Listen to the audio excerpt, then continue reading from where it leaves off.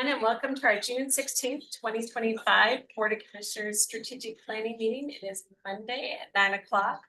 Let the record reflect that we have four commissioners are present. I know Commissioner Waldrop is on her way. So Commissioner Kearns, French, Jordan, and myself are here. And like I said, we'll see Commissioner Waldrop joining us here shortly.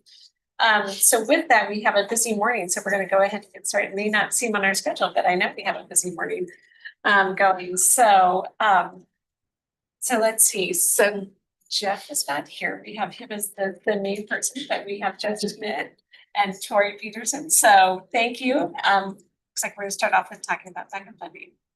Very good. So we're going to just chat about what our current plan is going forward. And I know that you've all spent a lot of time with this and have gotten a lot of the historical information and background. So if there is anything that you need more information on, we can certainly provide that. But my main thing is just talk about what our plan is to do going forward with the funding that is available coming from state. So with the state funds, which is administered through the courts and through the administration office of the courts, the plan is to really do exactly what I think has been directed in some of the budgetary letters and the things that we've been talking about for the general budget, which is what do we have to do?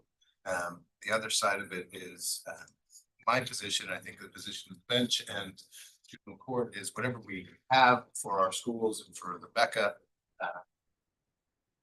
individual families using that they get. We're going to do everything we can, but we're probably going to focus on what we need to do. So with that, with the bench reform, what we look to do is to continue to fund the 50%. It's actually a reduction of what I believe it was at 60% coming from the Becca funds. The commissioner, so that the hearings can continue, as well as funding the court coordinator position that was previously funded through Becca. Then continue to fund a couple of case managers for the at-risk youth and CHIN's child in need of services side. Concept is then we can continue to go through our statutory obligation just to have these hearings. We can have some staff and frankly the Becca staff and probation counselors do a great job with the youth and still have some of those services on the at-risk youth and CHIN side, which is where a lot of all the best work gets done there, while continuing to have an access point for the schools on the truancy side. This is really sort of I think the statutory minimum. I think it puts our other partners in a difficult position because we're still having hearings. Clerk's office still needs to have clerks. There's some question about the funding of attorneys under the statute, at least on the at-risk youth and CHIN side. But in terms of what Superior Court can do and what I think we're required to do under statute, that's what we have as a plan going forward. We've reached out and are currently getting a meeting on with the schools to get them updated. I know they have a lot of questions as well, but as you all know, this is a situation that came about very quickly and certainly nothing that partners or anyone has this issue, but we're trying to figure it out. All of our in-court participants as well as the prosecutor's office to talk about the transition of the services, since it's my understanding they will not be part of the process. Then again, just doing on what's statutory mandated. So we're going to work on the practicalities of it. The good thing about it is this is a slower time, obviously, because school is getting out. So we have the opportunity to get some things in place. So when the fall comes, we'll be able to address the next steps for the truancy side, as well as the at-risk youth and CHINs. But we are, as part of this, eliminating 2 positions out of Superior Court that were full-time positions, not any maintaining to what we can with what we got, and I think primarily to what we need to. It also will include some other reductions and movements in our. So the juvenile center. So that is what we have planned. So in terms of how it will look specifically, we're still working through those details, but what we know we can do is continue to have the hearings, continue to meet those statutory obligations, and continue to have some outreach and services for families that are utilizing the at-risk conditions as well. So I do anticipate we may actually see an uptick in hearings as we go forward, depending obviously on filings, but Spokane is the biggest utilizer of the BECA services in the entire state. We typically have about 200 or so truancy filings a week, not a week, excuse me, month. So we do have a lot of those. What we've been able to do over the last year, this bench is streamline that a bit to ensure that only matters that are contested or need a hearing are going to court. So we've actually been able to reduce the number of hearings over this last year to be a little more efficient and to utilize court systems and that.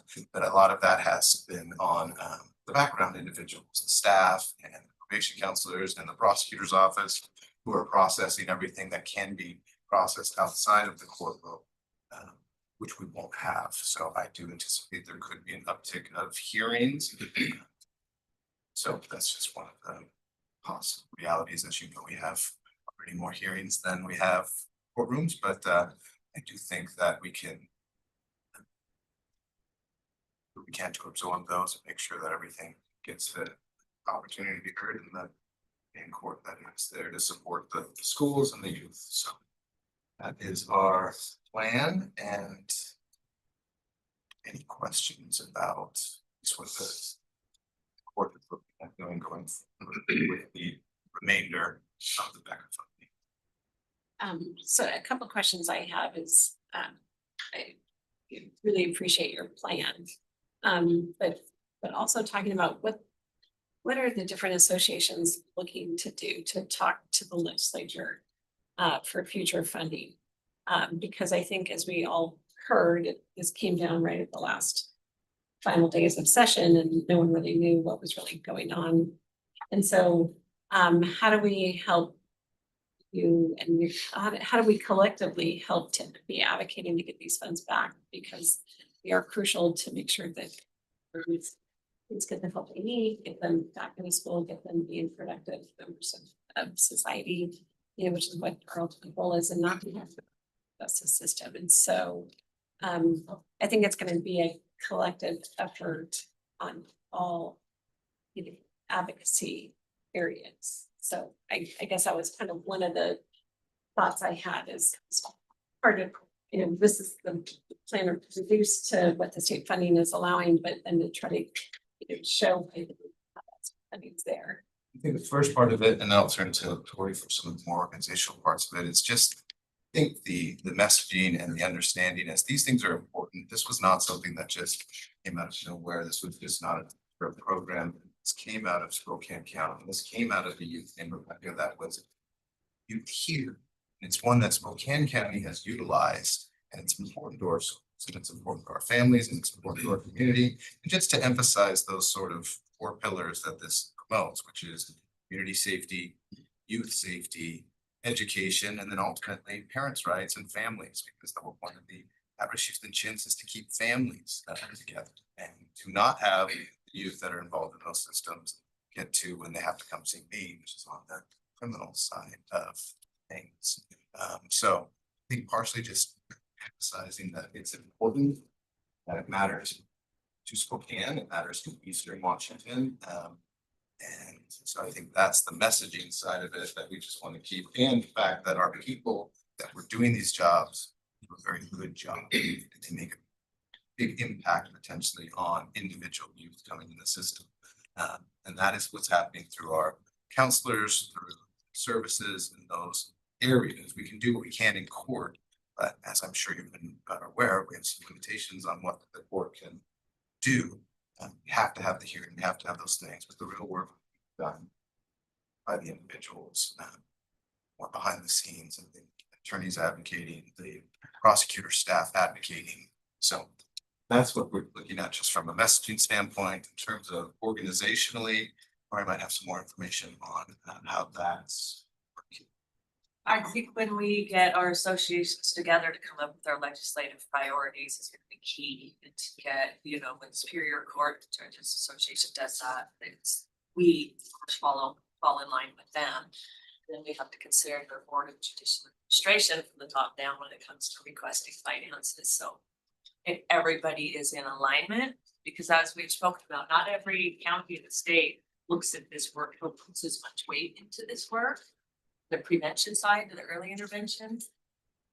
So it would be getting those associations and our lobbyists together, and if that is going to be our priority, because you know, there's going to be a lot of asks, we're gonna be in a crisis, it's not gonna be any different next year, so if those are gonna be our priorities that we.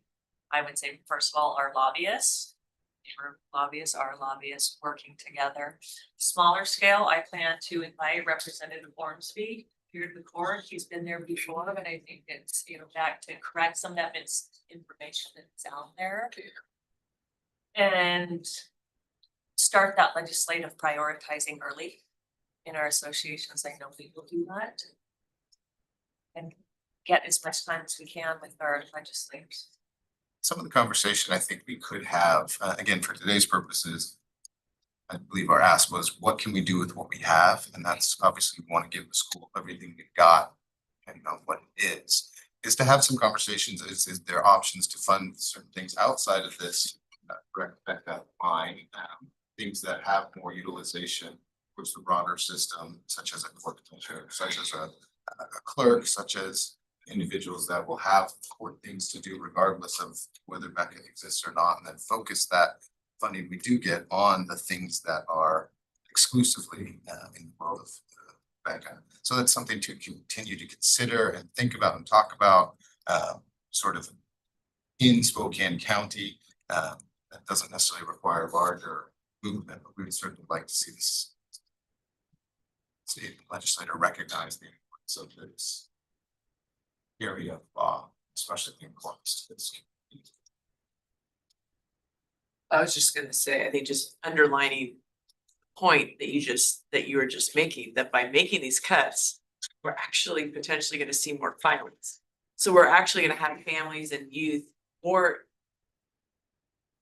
engaged in maybe a way that we don't necessarily have to have them engage, right? In hearings, because if you can go upstream and address issues with the case management, the counseling and the schools, you don't even have to get to a hearing.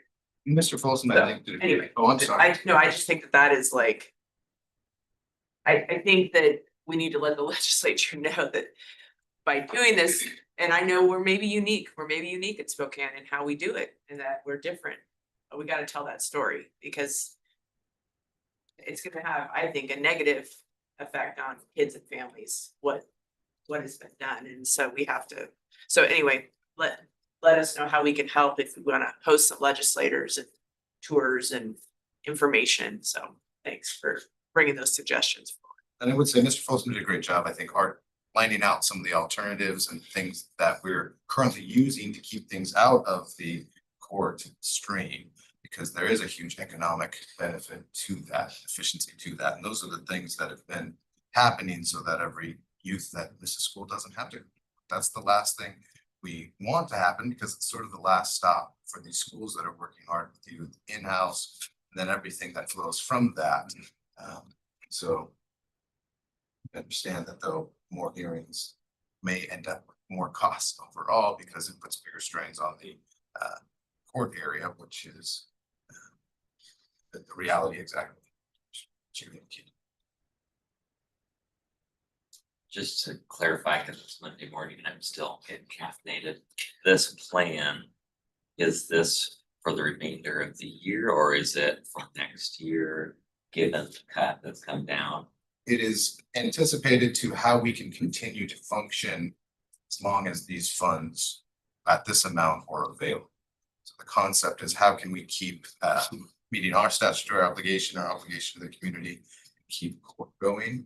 This will allow us to continue to do that. Certainly, if there's additional funds that could change, certainly if there's a reduction, we'll have to continue to look at that. So this is the 250 is the new normal for state funding? No, No, this is our additional. okay. That's the bridge, and that is what Okay. we greatly appreciate is being utilized to help bridge the gap, especially for our partners that can't continue to operate under the significant reduction here. So that's what that's related to. I think we're projecting about 425 in actual back funding that will On an continue. annual basis. Yes, at least for the next year to the next July, I guess. So that's what we know. So this plan, from the court's perspective, is how we can continue to function so long as there is that available. So then. Assuming no other funds except the new state normal. Some of those positions where it says through October, through July, through September, do they go away? The one, the position that is referenced in that line. Can no Correct. longer be funded after that point. Correct. So that 250 is how do we transition employees out or to different areas, or like, as I said, we're the positions. So that is what that is for, but that is not, that is just between now and the various dates that are being utilized. So then on assuming no other funding other than the bridge funding, and then you go to the new normal. Do you have kind of a bottom line on which positions would be eliminated? And if you already said that, I'm still drinking the cup. Yeah, so I think what our proposed, what our plan is to continue to have a judicial officer. Continue having a coordinator, and we're essentially eliminating two positions, and they're picking up some of the slack there. And those are individuals that are already within our board system, as well as some counselors to be focused on the at-risk youth and CHIN's side. There's also some fundings for services that are a part of that. So that is basically we anticipate to be left as to the Two case managers, three. Three Be gone. would be gone. And I think when we covered this 250, each department had to talk about their loss, because this doesn't even include positions. This is cutting out some positions already. It's 3 in ours, 2, I think, in the clerks. So does the current funding that we get also goes to the prosecutor and clerk? It will currently. it Currently, does, okay, Yeah, so then there Currently won't it be does. any under this plan. correct. Be 2 case managers for at-risk and chance 50% and a coordination. no, court coordinator. This doesn't anticipate. Yeah. No, I heard clerk, sorry. Oh, well, then maybe I did, then, I did, thank you. Just want to make sure we're clear, because this does obviously impact all. County clerk. So there are other offices that are impacted that basically wouldn't see it Under this. going forward. Correct.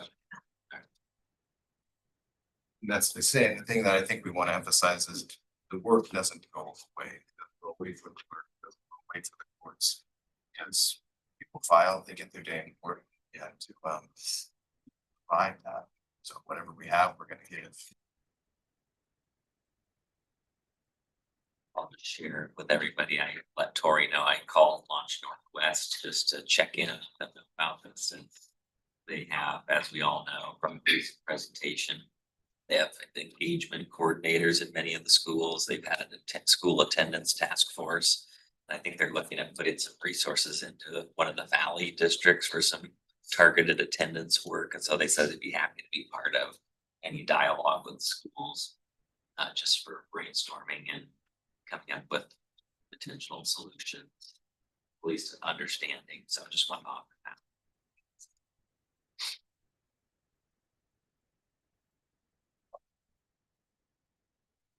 Go ahead. I think what you heard Judge Schmidt say about increasing number of hearings later on down the road, you probably will see. when I was working in domestic violence, the best practice was shifting as many of the resources as you could earlier in the process to give the children the support they needed so they could learn how to develop those kind of relationships and avoid becoming a perpetrator or a victim later on. And I think you have a similar situation here.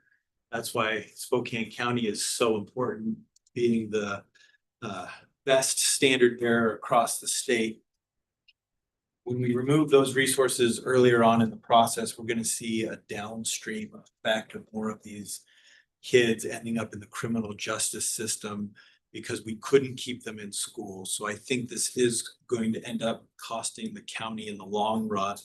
So anything we can do, to your point, Madam Chair, to advocate for more funds, whether that's Representative Ormsby or Riccelli or our lobbyists, I think that would be effort well spent, because if we can shift those resources earlier in the process, it's going to help keep them out of the expensive criminal justice system. And we see this in every area of our society right now, more that we can actually. The money that we can spend upstream and helping is, is not always well. Data, it has all those impacts, can show all those impacts when you're putting the money in upstream versus waiting until it's downstream and just throwing money at things. That isn't cost effective or homeless, whether The it's student wellness work, Yeah. trying to resolve mental health issues before it gets challenging. Kids drop out. So all those things. trying to get,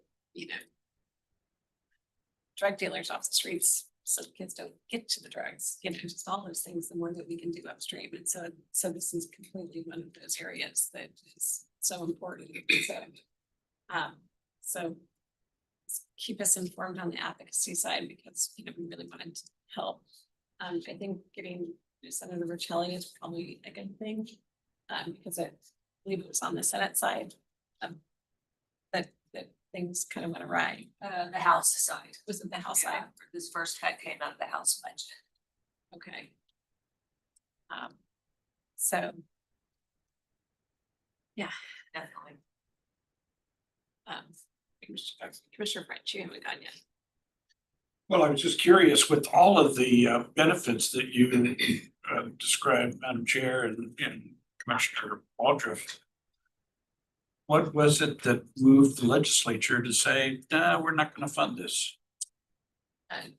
Troy, Warren, but Well, I'll start out with $15 billion shortfalls facing the state. That's right off the bat. And then some. But they made decisions, they made priorities, Yes. and so they prioritized other things above this. Right. And so that's what I'm trying to get to is what didn't this satisfy for them? That caused them to fund other programs and not this.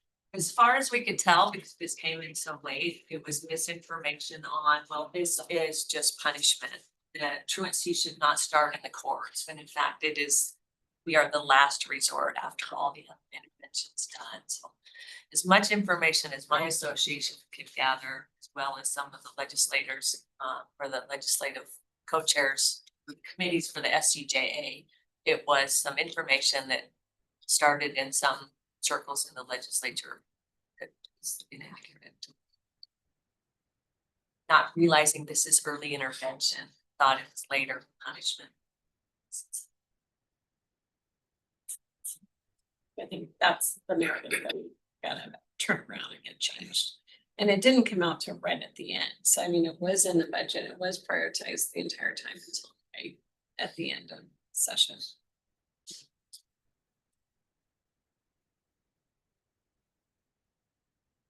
Commissioner Drew, did you have something else before I go? Well, I just wondered if there's any ability that what the LSC process is, given it affects other counties. This King County was number 2, I think, on the funding. Yeah, I'm more than happy to bring it up to LSC and put it on the table and stuff. What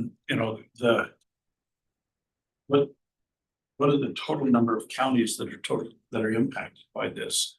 Will determine what the priority is at LSC, because they're looking for things that are And as I understand it, we're one of the few counties that aggressively go after this program.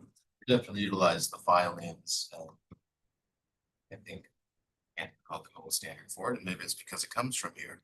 It's important to Eastern Washington's important to this county, but I believe every county is utilizing a form of at-risk or truancy. And we talk a lot about the truancy side. This also impacts the at-risk youth and chin side. So it's where parents or youth or someone concerned with the youth can file to have court intervention before things become a lot worse. You see us on the offender side or dependency system, child welfare system. So, and all of the counties are impacted by that because those are filings that, regardless of the system, individuals get to go to court on. So I do think this will impact every county in various different ways, but I think we were I would say the best utilizer of it, certainly from the financial side of it and those impacts.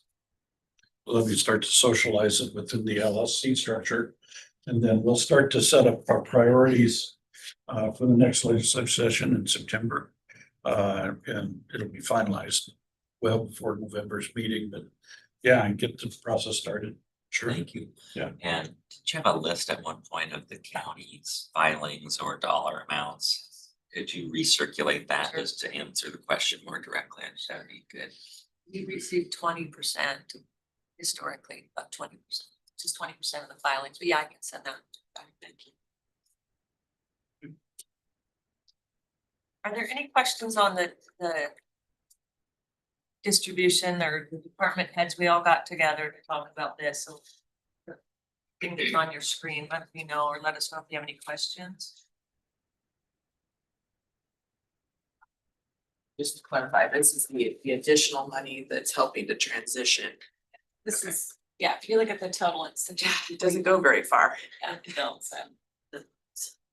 But it is helpful. Again, thank you for that, because it is helpful for that transition and to continue to these transitions, kids and families out and our employees that are all passionate about this work and every one of these departments. So that is much appreciated. Thank you.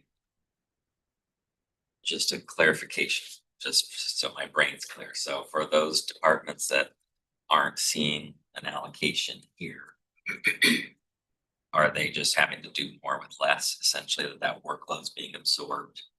Prosecutor's office, I can only speak Clerk's for the office. prosecutor's office, but that's definitely the case. just have to reassign it. to We thought we somebody could or- absorb those costs in-house, and so that bridge funding would go further with the other departments.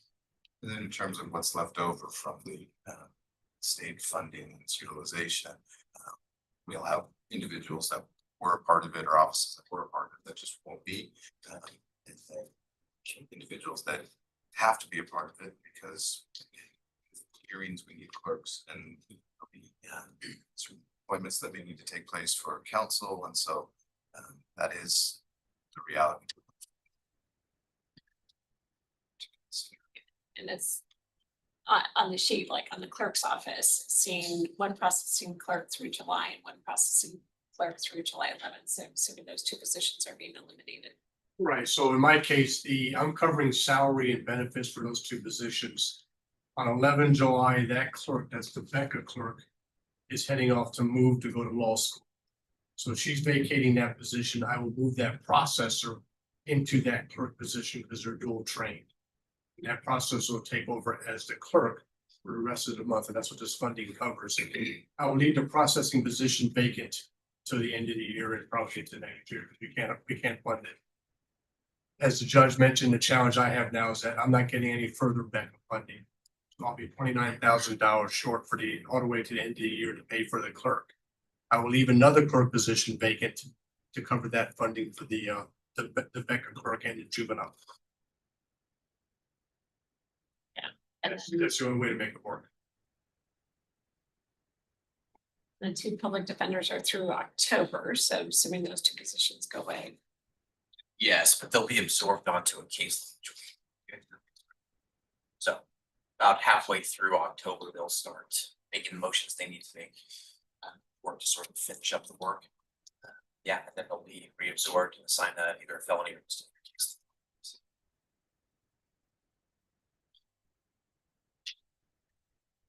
so you're able to absorb them into your budgets, or I guess you guys are doing that?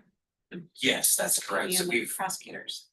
we have, for, I don't speak for me, but we have 2 vacancies we've purposely kept open at this point. So we'll put them in that. And we're doing the same. Okay. Not you. but- I was gonna say, I can't say that this is a good plan because this is really painful for all the reasons we've talked about, but I will say it's a smart plan and statutorily compliant, so. Appreciate you doing the work. I appreciate you guys really all coming together. I mean, just do the work I know better than we do, so. All we can do is provide some funding to bridge it, to you know, help us try to get back to the legislature and get full funding back. Just to say, as we're talking about the school districts, you know, those case managers have a tremendous skill set. And so, you know, this timing, not that the schools are like, I don't think flush in hiring, but like, they would probably have some skill sets that would be useful. You know, in our conversations with districts, maybe you're gonna look at a different model of supporting families, like you were saying, the Launch Northwest, they've hired some kind of like case managers and navigators in the system. So anyway, just a thought that there might be an opportunity if they know that they are going to be let go, they can explore other options, maybe using their skill sets in the community. That's a great idea, and I will say, proud of all of our probation counselors, they have that, they're represented, so that will initiate bumping, Right. so We, ones will not necessarily. So be the there's- people that go. but you will have 3 positions that would be 3 case managers, they'll be eliminated by September though. In Correct. those positions, Correct, but they'll be bumping and moving. yes, yes. All right, so do you have any openings right now? in Yes, this? they are absorbed, we were preparing for 2026, so they will be absorbed into those and we'll have to solve that problem come September.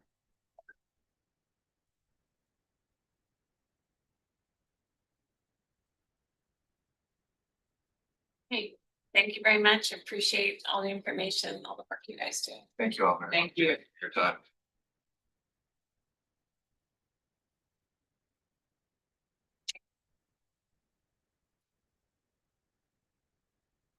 Turn it over to you, Jeff.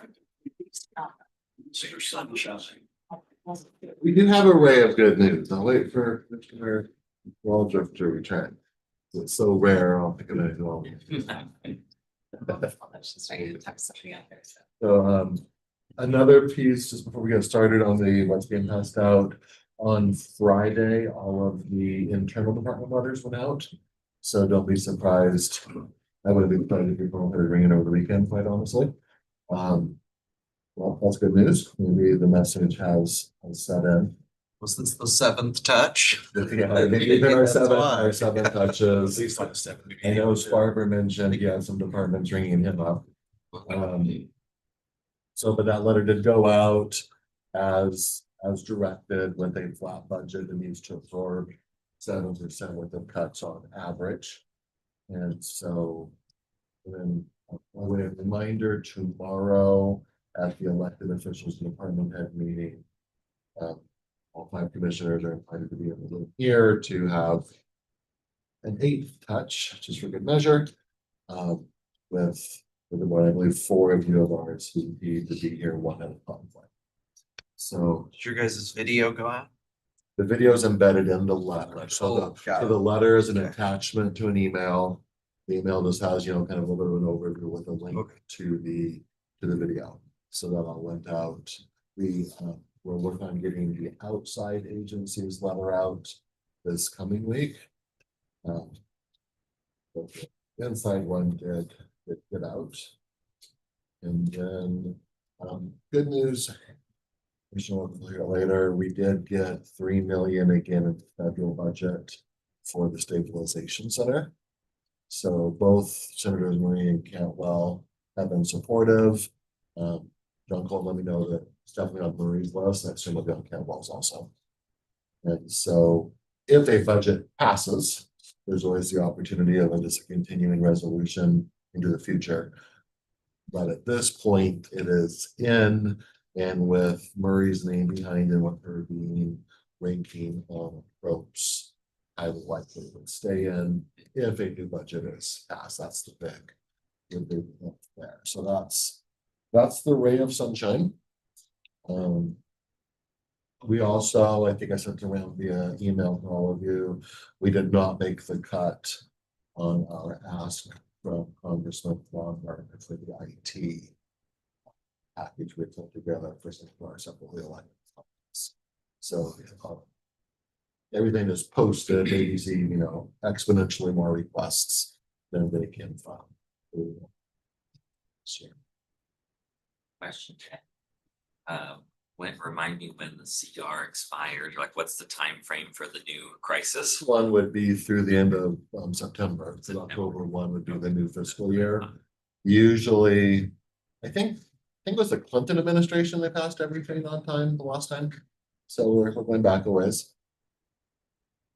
Generally speaking, mid-September, they will do a short-term CR. Traditionally, it expires, Christmas Eve. They use the holidays.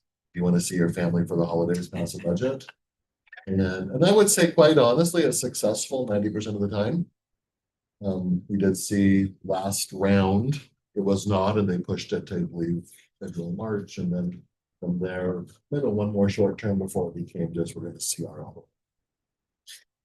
But if everything were to get back on track for the first time in 25, 30 years, it would be down in September. The fall for the first. I think that the Senate is having to pass their bill by. Go on. That's the July. current bill. That's actually not the, That's what it's here. that's a different piece of it. It all plays together. There's 12, I believe, moving pieces that make up the overall budget. So if they all pass all 12 and get up to conference. We'll see the pigs flying by. So Jason's gonna start with our sales tax update. You guys know how this one goes? Take it away. Yeah, okay. So May collections based on March activity was surprisingly pretty good. So more good news. Sunshine. So we did 6.6 million. So year to date, we're at 31.2, which is about 0.6% over our forecast. Good. About 2.8% over last year's actual collections year to date. So it's definitely good. We anticipated May and hopefully June to be pretty strong with like the increased purchasing from tariff impacts. So hoping the sunshine continues, but maybe in a couple months it might taper off a little bit. To put it in context, this gives us what, an extra $1.3 million, $2.3 million. Yeah, roughly. We need to get to an extra 2 million to get back to a zero baseline, since we spent 2 million of fund balance in the 25 budget. So we're not quite up to enough to even pay for this year, but it is better than we expected. So we will spend it essentially. For our 12-month rolling growth rate, we're at 1.7%. So that's starting to trend upward as well.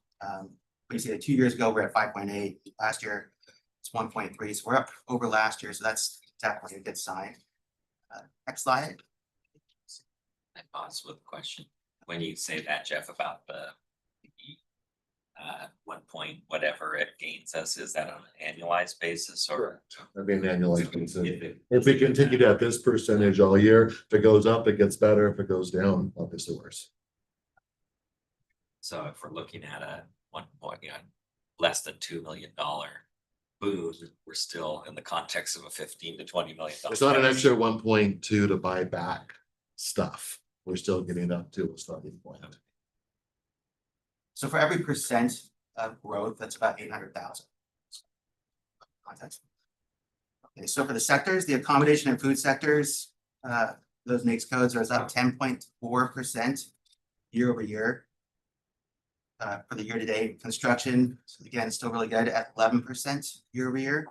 Retail trade, not so hot, it's down 0.3% year over year. Next slide. So for the construction sector is the non-residential building. Yeah, it's like really, really strong, surprisingly, 18.9% year to date, year over year. Residential building about 14%. And those building contractors, which again, it's a new category we started including, it's like AC vendors, plumbing vendors, things like that. They're seeing a lot of growth at 29%.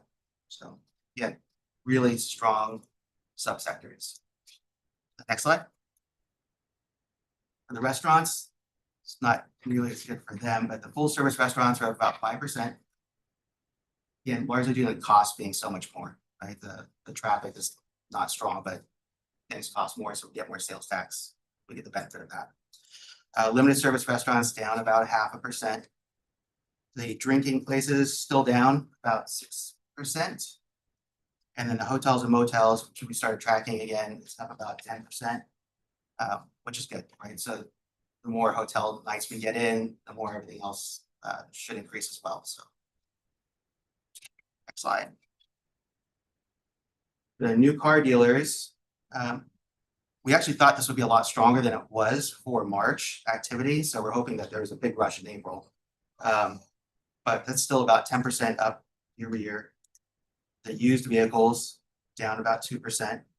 Other motor vehicle dealers, again, there's like lots of just very discretionary spending is down about 3%. And auto repairs and maintenance up just a little over 1% or about 1.5%. Recap. So yeah, so we're about 0.6% over what we budgeted for this point in time year to date. So it's about 175,000. We're actual collections, we're about 2.8% over last year. So over the same period last year, about $840,000 more, which is great. You can see the charts where we're forecasting, projecting the spend or the revenue to come in. Again, the sales tax growth trending at 1.7%. And we're still waiting for a couple more months so we can see the impact of all the tariffs before we may consider adjusting any sort of revenue revision. And then the last little graph we just put in, and there's been some discussion about where sales tax revenue is being generated. So this is a chart where it shows the percentage of taxable sales by quarter by jurisdiction. So the red is the city. See, in 2019, they generated 50.6% of the taxable sales, but that's now down to 47.4%. So that pretty big drop off. And then for the county, back in 2019, we were at 15.5%, and now we're at 17.2%. So again, it's not the actual collection, not the sales tax collection, but the entire dollar amount of taxable sales. So the county's seeing pretty good growth, the city not so much. And that's it. Any questions at all? Little sunshine. When was the tariff announcement? What, I just forgot what. I think it was like the end of February. No, wasn't it Valentine's Day? Wasn't the Valentine's Day massacres? Oh. Wasn't there I guess some that's one sort way of to play on remember that. words around Valentine's Day? I don't know. I was just curious what you might expect, if there's anything to see. And then they come and go. It was that first week of April when they were supposed to go into effect. I think at this point, there's starting to be a little bit of, they're just coming and going so much. There's a little bit less impetus, let's go beat them.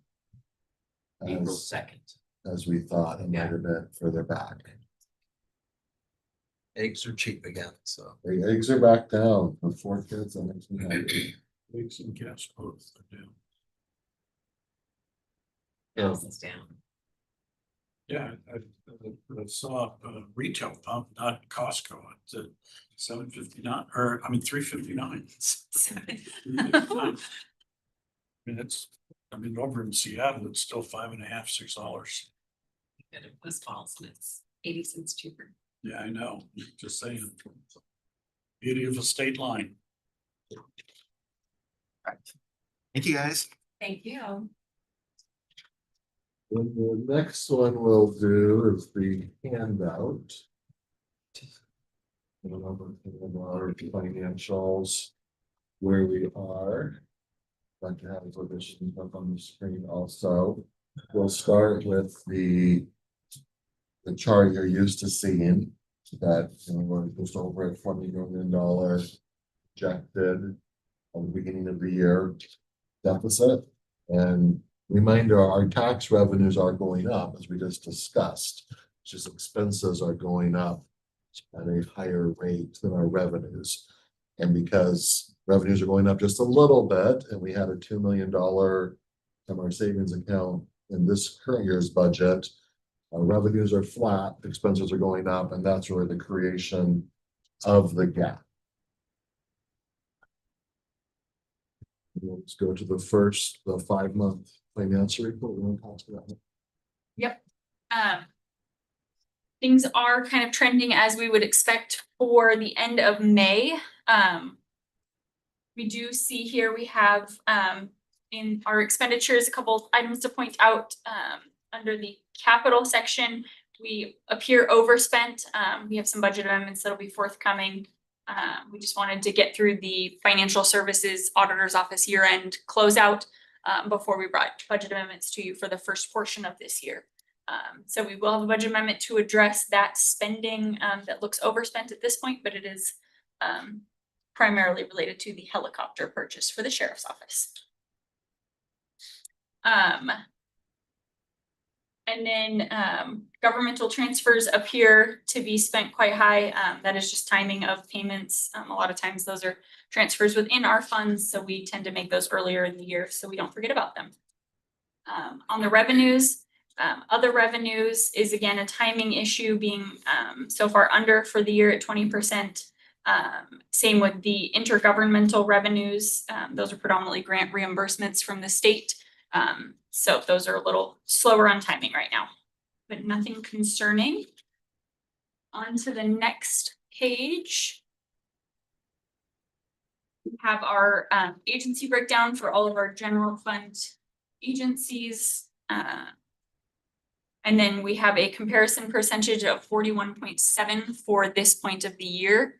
So that is just the number of months of the year that we've completed so far. So we would expect spend to be around 41.7 or less than in an ideal world. There are a few instances where we see some outliers, such as economic development, emergency communications, and outside agencies. Those are all just timing of payments. We made 2 lump sum payments for emergency communications. We've made one of them already this year. The other will come later this year once we receive property taxes in the fall. Questions or comments on this one?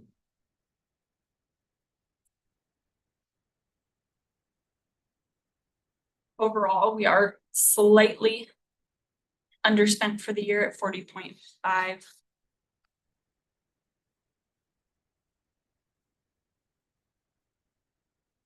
Any info on my Superior Court's a little relative, not out of the range here, but just curious if there's any reason there. No, they have some vacancies in their reporter positions that I think are likely impacting that, but it could also be due to the time either the judges will get an increase July 1st in their State salaries. mandated increases impact mid-year on their fiscal cycle, so we budgeted for them to make this good we're behind a little bit to absorb that. And then in this chart, is the helicopter included in the sheriff's number, or is that a different category? It would be included in this year-to-date actuals figure. But it would be budgeted, It's in their budget, yes. but it would be 100% spent. Yes. Okay, all right. Looks like animal control is a little low. Is that, are they, Have some lift, Trying to several manage for openings their- right now. I mean, it's a good thing. I mean, as long as they're able to operate effectively. Yeah, I just hired, what, 3? they had Posted. hired them, I think they posted those positions, so it is a combination of position openings and then some cost containment that they're working very diligently on. Good.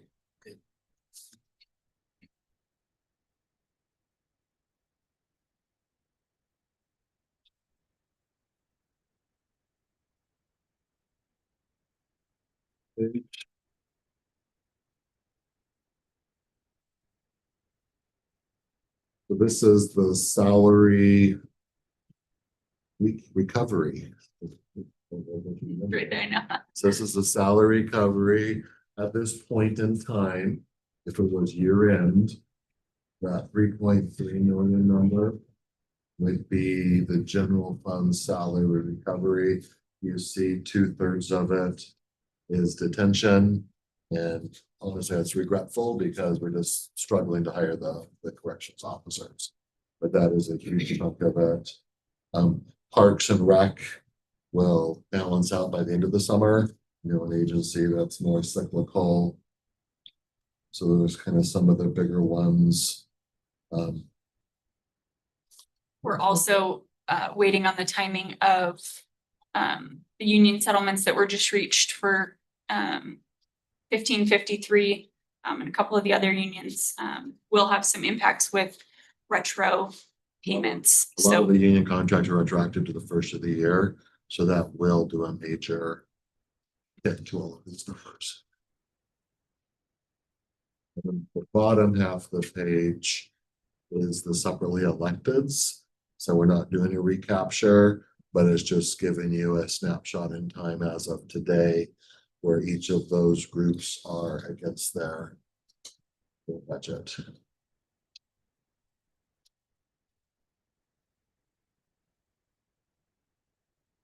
And again, these numbers are all going to shift dramatically once the retroactive nature of the contracts gets applied across the board.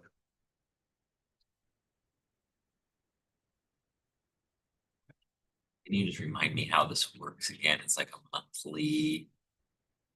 For the- recovery, and then it can be, they can have access to it if they need it later, basically the department. For the general fund, we swipe it in just another account that's essentially is making it, if you want it back, you have to show us for benefits and salaries instead of spending on other M&O type items, or they could always come to the board and, you know, request it.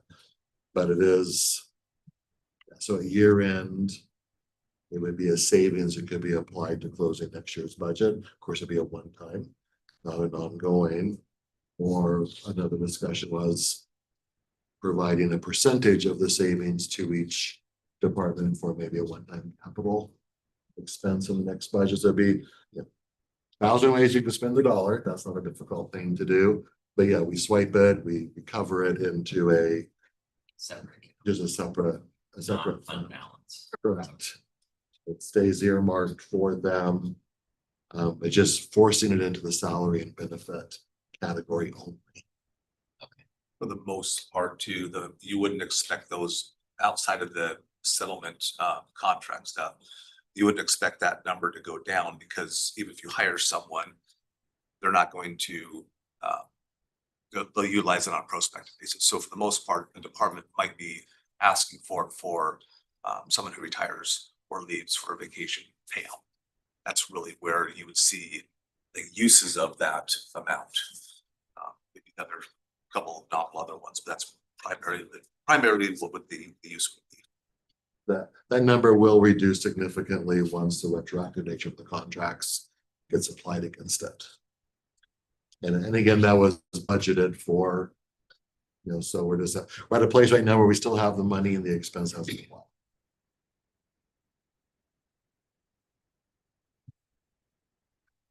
The next sheet is kind of a roll up. Remember the first chart of this section, our original 20.5 million deficit. Nothing has changed since before on the top half when it comes to new revenue. It's just the change the board made to Spokane Sports, and that fund can supplant general fund. So it does increase general fund by 220 And then below the line by expenses. The biggest chunk is the point in time, the 3.3 million in salary recovery. And then the bottom line, you'll see going through the outside agency. We have some ranges. At the bottom of the range, it'd be a $965,000 reduction there, which would be an ongoing savings to the general fund. If you went at the high end of the three that had ranges, it'd be 1.8. So we applied only the 965, knowing that could even be changed. We figured that was more kind of ballpark of less settled. And if all the recovery savings today were to stay in place, of course, they all won't because of the retroactive nature. The overall gap has been closed by about 5 million here.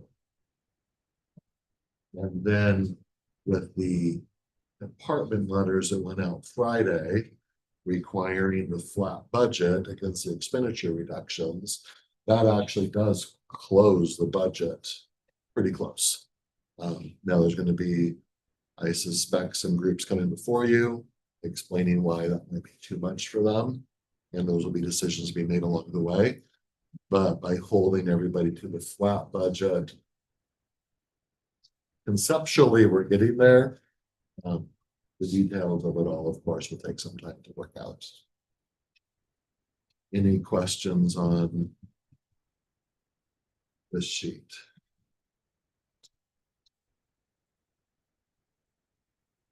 Is it too early to have any idea what the salary savings will be by the end of the year? Is it just not something you can predict at this point? That recovery? 3.3 million. Yeah.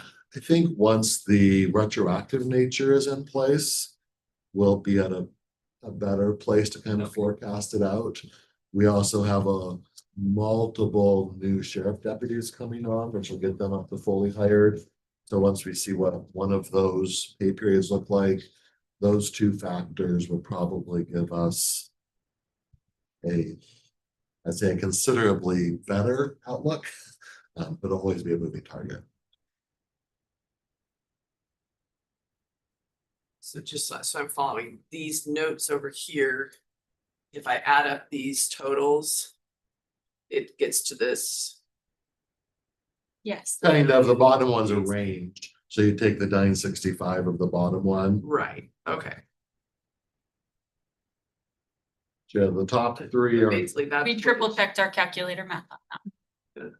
Anyway, but that's where this Correct. is coming in. that's just our little notes to remind.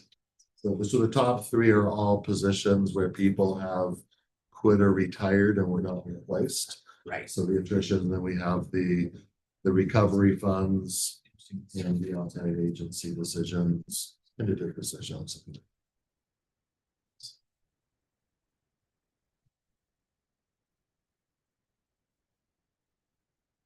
You're still including 6 million of capital in the total here. Correct. Cause I thought that a couple weeks ago.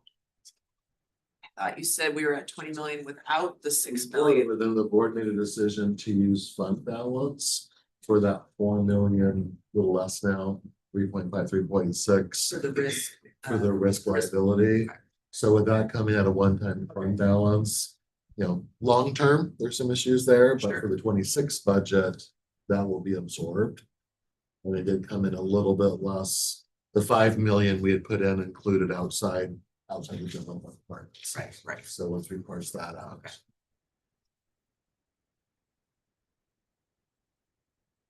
So the next sheet is just our roll up of FTE adjustments. So the top box is from the first quarter, which is a roll up of what you saw the last time we presented this, with 24 reductions, 2 were added, so a net of 22. Since that meeting, the second box, detention had so many correction officers. We took some of them out. If they get them all filled up, we'll gladly encourage you guys to add them back. But this still leaves them 10 or 12 vacancies to fill. The assessor just did some reorg in his department. The auditor, you'll see it in the next page, will make more sense here, but she was in my office. I asked her about those 4 positions and she confirmed she's no longer using them, nor is there money to back them. So we pulled those 4 out. And we did have an attrition at Cooperative Extension we talked about recently. It's not being moved out. So that's the one that's actually revenue backed. And then Public Works also had some positions. So we're at 44 net 2, so we're at 42 fewer FTEs in the HR system than we were at the beginning of the year at this point. Not necessarily funded. Correct, the vast majority, unless there's a dollar amount off to the side, Okay.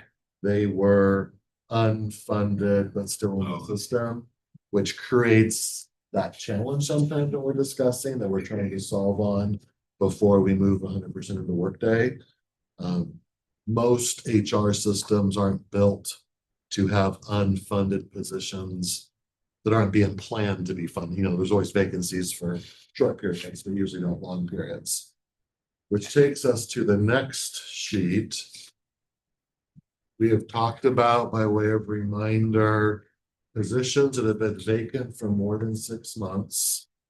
And during that 6 months have never been posted. So this is a position that's both been vacant and not even posted to be refilled. We pulled this, we thought we were going to get to it a couple weeks ago, and just timed out, didn't have the time. So as of May 28th, so we're looking at 20 days ago, give or take. The top sheet was just 40 positions. Are positions that have not been posted or hired for at least 6 months. Our recommendation is to remove them from the system. If the department has the funding and wants them back, we put them back in, but we would like to not move these 40 positions into Workday. The bottom 15 or so, I didn't count those, are ones that have been vacant for a long time, but they are posted. So that's, and a lot of them are the ones that are always posted, detention, prosecutor, and sheriff particularly. You know, this is just continually trying to refill those positions. On this list, it does include, the sheriff has 10 positions that they use for the civil service process to have extra numbers for recruitment, and they get moved into a full-time. This would remove some of those. It still leaves them 2 in each one. They are fully staffed at this point. I did want to call that one out. And the rest of them, you know, we would touch base with each department leader before doing it to see if there's something we're unaware of. But generally, unless they have a great story to tell, with your blessing, we would remove them before. So when you say the sheriff is fully staffed, is that fully staffed after he has removed a couple of the positions so that he can afford other things that he wants in his budget? Or are you saying he's still fully staffed and we have yet to experience the savings associated with the reduction in staffing to cover some of those other items he wants in his budget? Our understanding is the Valley component is 100% staffed. And were there 2 vacancies left On the unincorporated. on the unincorporated side? And I know there's some coming through the process. I don't know exactly if they're full or not. But when we looked through the data and cross-checked, there, of all of his options to hire, there were 2 vacancies. And I don't know if those are in the process of being filled or not. I've not asked that question. So they're very filled. Let me rephrase my question because I'm not sure that maybe I didn't phrase it properly. The sheriff and or his deputy, his lieutenants have come in here and said, we want to do, and I use police or sheriff deputy vehicles as an example. We want to buy X. And to be able to afford buying X, we are not going to fill this position. And so he is deliberately leaving positions unfilled so that he can afford to spend money on other things that he says he wants or needs. So what I'm trying to get to is, has he already eliminated that staffing out of his metric to determine whether he's fully staffed or not? Or has he kept the positions and does he have an expectation of filling them, even though he has said, I'm not gonna fill them so I can afford this? Does that make Based on sense? our projection, without some attrition, I do think they will run out of salary and benefit line.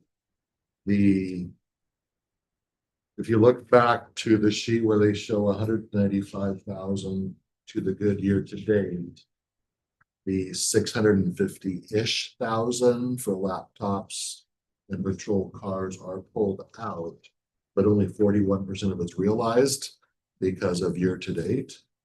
But if we annualized, we know the rest of that was gone for the year against what their payroll is.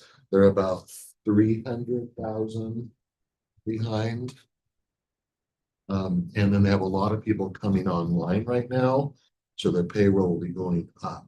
So we do project them somewhere between 500,000 and 1 million.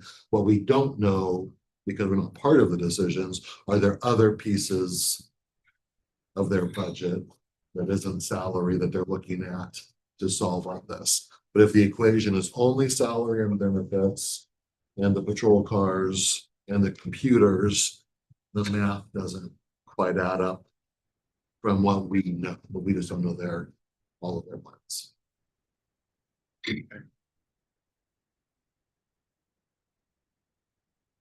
And at a number of your requests, we'll be scheduling the sheriff's department to come in, probably mid-July and do a mid-year review. So you can get a chance to ask more of those questions and understand more about how that my thoughts are, it's probably more of a budget paperwork exercise by moving dollars around as opposed to not filling, consciously choosing not to fill positions. We do have a Percent. meeting scheduled with them in the next week or so to compare and see where we actually are. So I guess I'm looking for clarity of terms. So let me use an example. If at the beginning of the year, he said, I'm gonna have 100 deputies. And during the course of the first 6 months of this year, he says, I'm going to not fill 2 vacancies. There are no vacancies. For all practical purposes, there's not been any reduction in vacancies.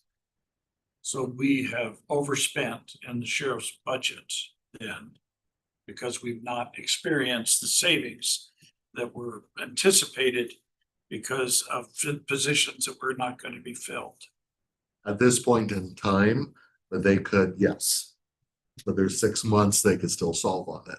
And that's the part, I'm not part of their budget conversations to know if there's some attritions coming up that they're not planning on backfilling. I mean, you still have 6 months left in the year.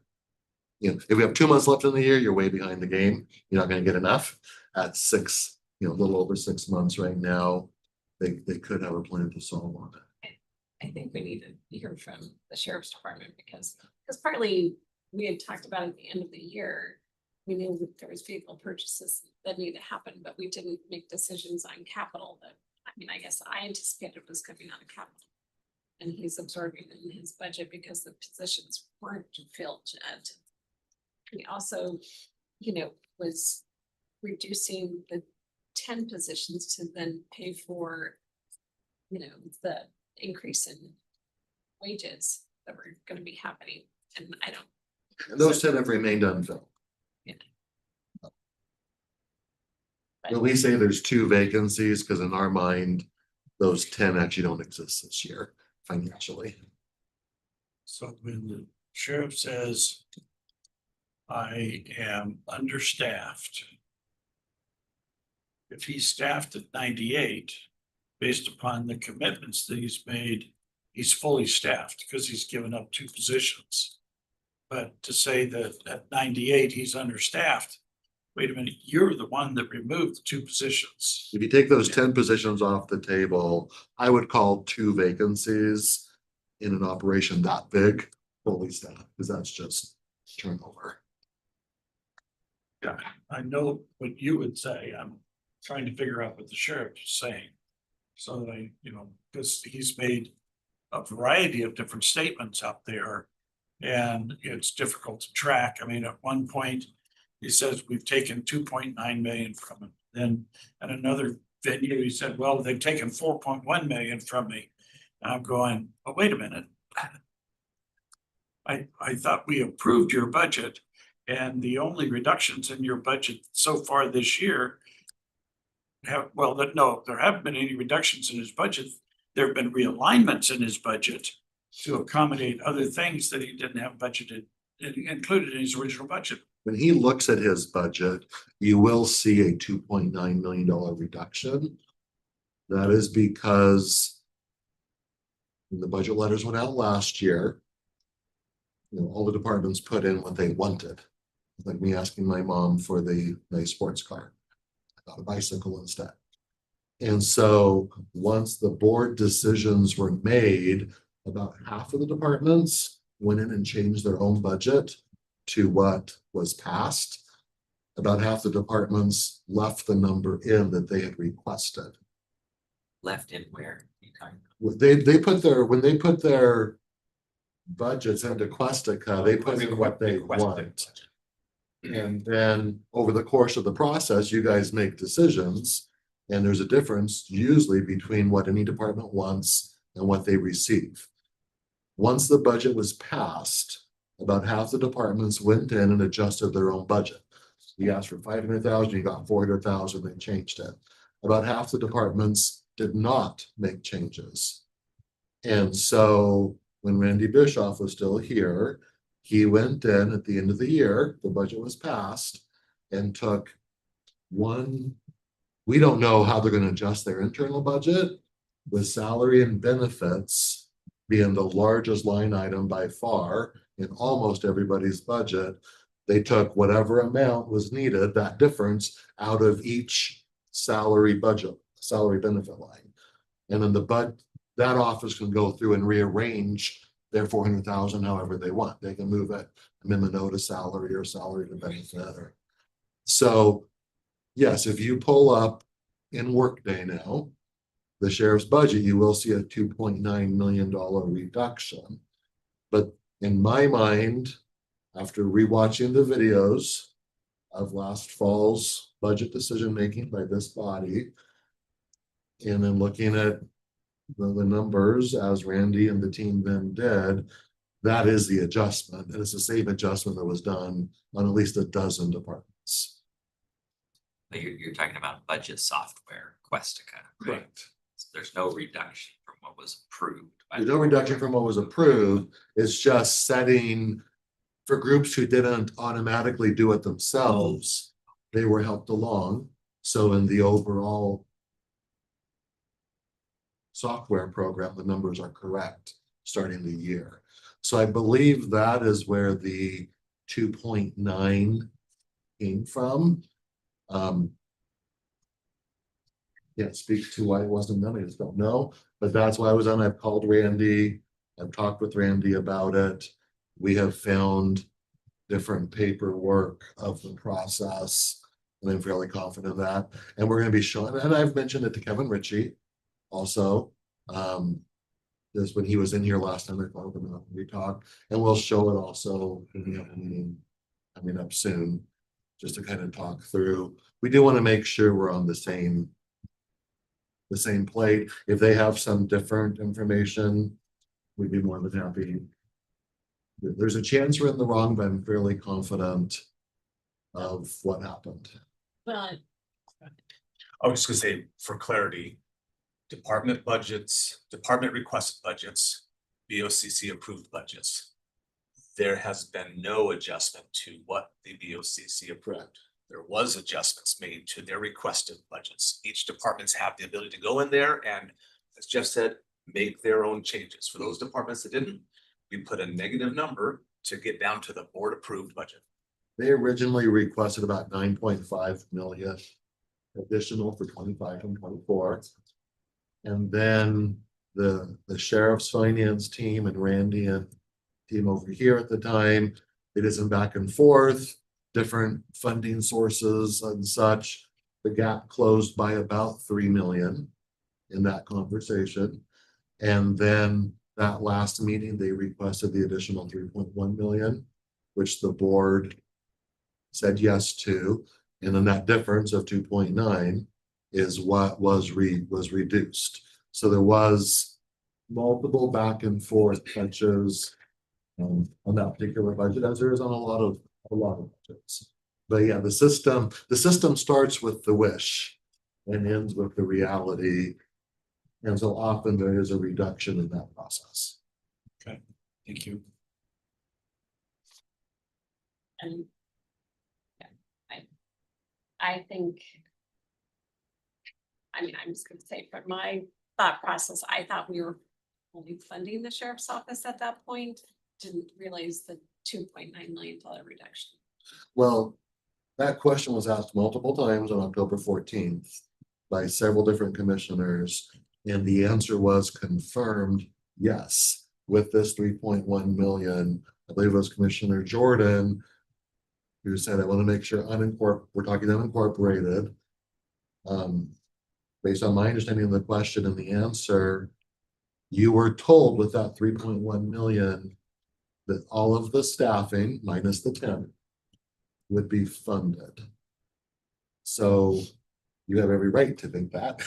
Because that's based on my understanding of the English language, the way the communication happened. I wasn't English minded. So the silver lining on all this is there's still 6 months for the sheriff and his team to go through and see. Because it's great news that they've been able to fill Staff the up is position, which is wonderful. But so now it's an exercise of where can you move your money around over the next 6 months to try and stay within the budget, And, right? and to Commissioner Cuny's point, there was discussion about looking to the capital of the future, which they came and asked. You guys asked them to look for in their budget. So the cars, can't speak to laptops, but to cars, there was definitely I think it'd be fair for the sheriff's team to have left hoping for a different funding source for cars. Certainly not guaranteed, but there was reason to think that conversation would come back. I think that's a very fair, I think that's where they are, and I agree with why they should do that particular one. I don't recall you guys talking about laptops one way or the other. I think for them, it's all part parcel. They need a laptop in each It all car, goes in the car, so it's all part of it. but they're, yeah. But I think some of the laptops are broken too, because that's like 40 laptops they're looking at and with 7 new cars. So that is that one, but as we said, we are meeting with the sheriff in the next week or so. And I think that will help lay the groundwork for when they come in the next month or so with a mid-year update. And I think we are closer to getting everybody aligned on the same page. Be a lot easier to discuss it once we have an agreement of what the factual numbers are. It's easier to debate when we have a baseline to do. Coming back to your chart here on the unfilled FTEs. Is there any indication of, or way to tell whether these positions you're talking about are funded or not? I kind of keep coming back to that because I'm trying to figure out what is a savings and what's kind of a These are fiction. unfunded. These are unfunded. All unfunded. Okay. These were ones that were not expected to be filled, so they weren't funded.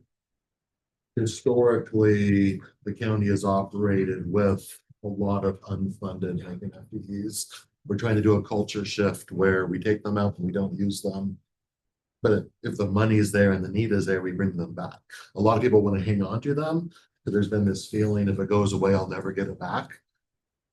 In my view, I've never seen you guys say no to a position if the money is available and the case makes sense. But these are the 40 that we would suggest taking out.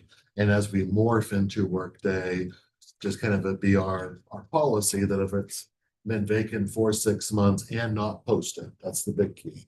We're not even trying to fill it for 6 months. We would remove it. From So the system. in follow-up, do the department heads know that they are unfunded? Because when you have that conversation, say, hey, we're gonna take these out of the HR system.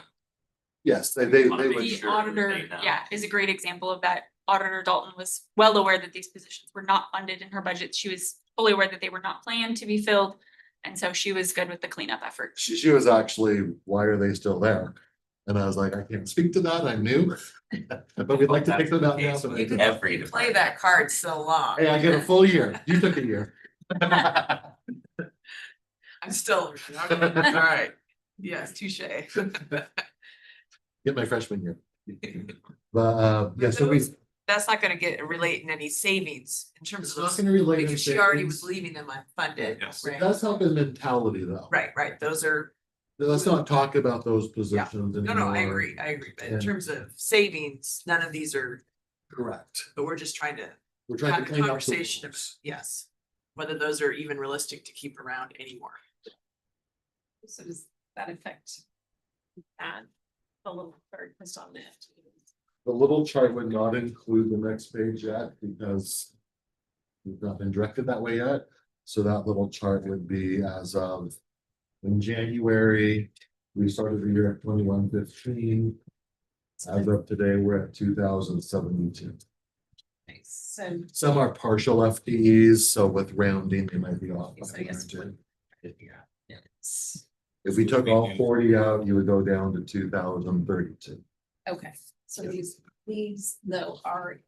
Yeah, those are included in those numbers because we've not received Okay. direction to remove them. Okay, So that would be the question I will pose. Are you guys comfortable with us? Essentially removing these unless the department director or separately elected comes back with a strong case that they plan on filling it this year. And they have the money to do so. And basics. And in 26, should be no reason to bring it back this year if it can't be funded through 26. I'm comfortable with that.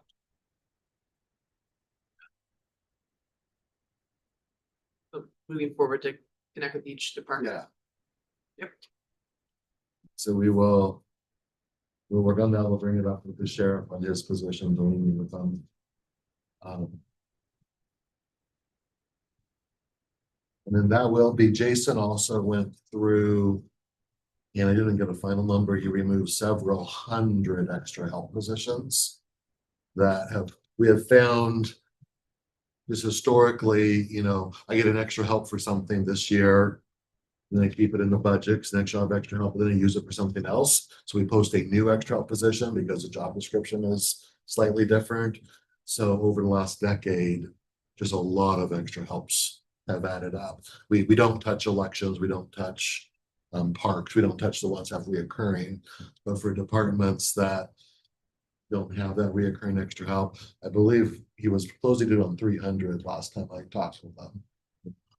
From there, if a department needs it back and have it funded, generally speaking, we add a new position anyways to make it specific to what they want. So if they're funded, they can bring them back.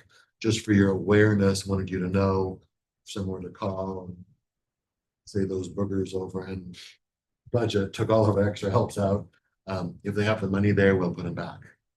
We're just trying to clean up again before we move into Workday. We don't want to move in hundreds of historic extra help positions. And then in our last couple minutes, this is essentially the budget letter reduced to talking points. Just wanted you guys to see it for the conversation tomorrow. with the elected officials and department heads. These are the points, again, we're just reiterating, of course. For, we'll say, call the 8th time, and I didn't know if you guys want to talk a little bit like Chair CUNY, do you want to take the lead on it? Do you want to kind of split up talking points? Or doesn't matter, and I can stay on with it? That's. Just kind of want to throw it out there tomorrow at 1, we are having the conversation with that group.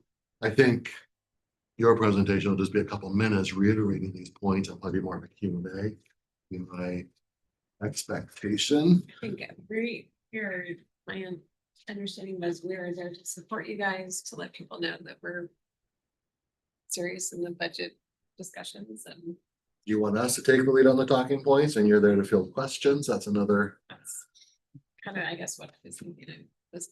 Okay. Yeah. It's going to want to talk through it, so we don't have Yeah. assumptions in the moment. We'll say each other. And then when we need to, but I think we're supporting you guys. Okay. And I think between Scott and I, we'll figure out what's the way to go. We are hoping everybody can meet in here, so you'll have the visual of kind of a united group. But we'll, from a staff perspective, go over this and then go from there. They came in like a minute on time early. Look at you. And for flow of tomorrow, it'll be, commissioners will have your morning briefing session. We'll recess for lunch and then continue with your briefing at 1 o'clock. And then, and whenever that conversation ends with it's a continuation of our budget conversations with the elected official department heads. So that's how it's been noticed. That's how it works. Make sure I say it right. Okay. Are there any of these items before we go into executive session?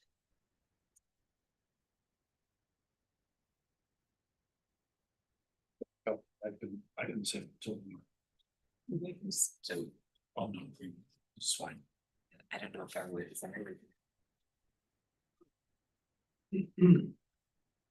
So I just go ahead.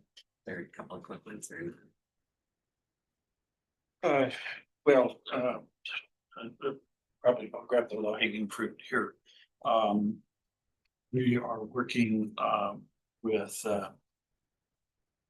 federal lobbyists as well as Public Works and others here in the county to submit a DCIP grant to finalize the funding for the second gate onto Fairchild Air Force Base. We are working in partnership with Fairchild to make the submittal, and last Wednesday we had a virtual meeting with the administrator of the program, and I think we're in great shape to get some funding to finish out that project. We've got funding for everything, for getting rid of this S-curve and roundabout, but this will provide the funding for the improvements to go from the roundabout to the gate. Then Fairchild will be doing a Milcon Asper gate and stuff, so that will be a part of this year's Milcon. So just want to give you a heads up that that's moving forward. And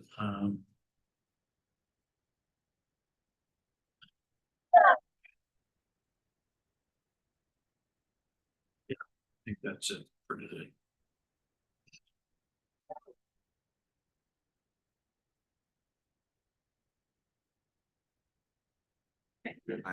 So on your agenda tomorrow, your consent agenda in the afternoon, there is the donation agreement that you approved maybe a month ago for Beacon Hill.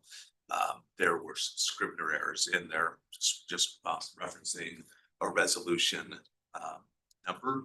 So you'll see it back on your agenda to correct the scrivener. That's the only, there's no substantive changes on it. Never mind, I'm good. I'll ask it at another.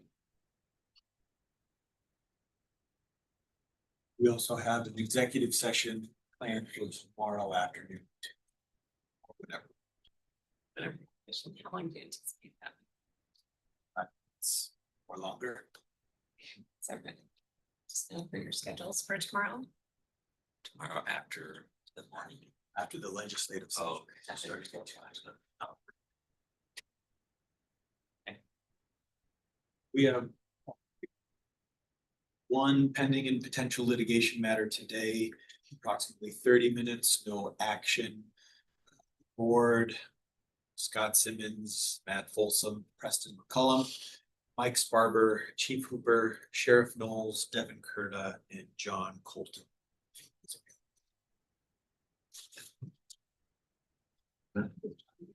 Everything. Yeah, okay. Another, so, Yeah. Jeff. And Jeff Yeah. McMartin. check my his text message. What's going on?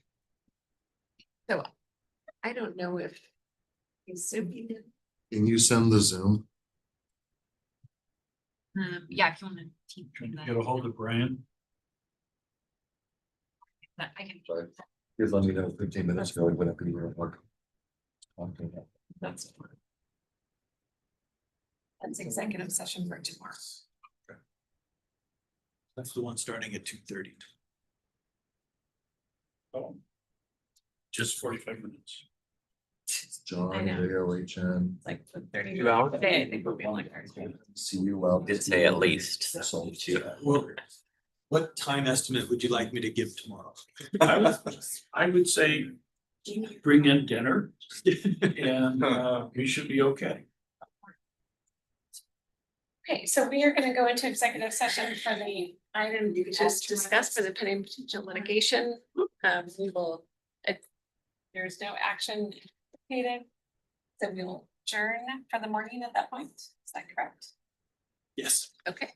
And then we will see everybody back tomorrow at our 9 o'clock briefing session. With that. Stop. Yeah. I've seen one. Yep. I'll get another one from. yeah. Sorry.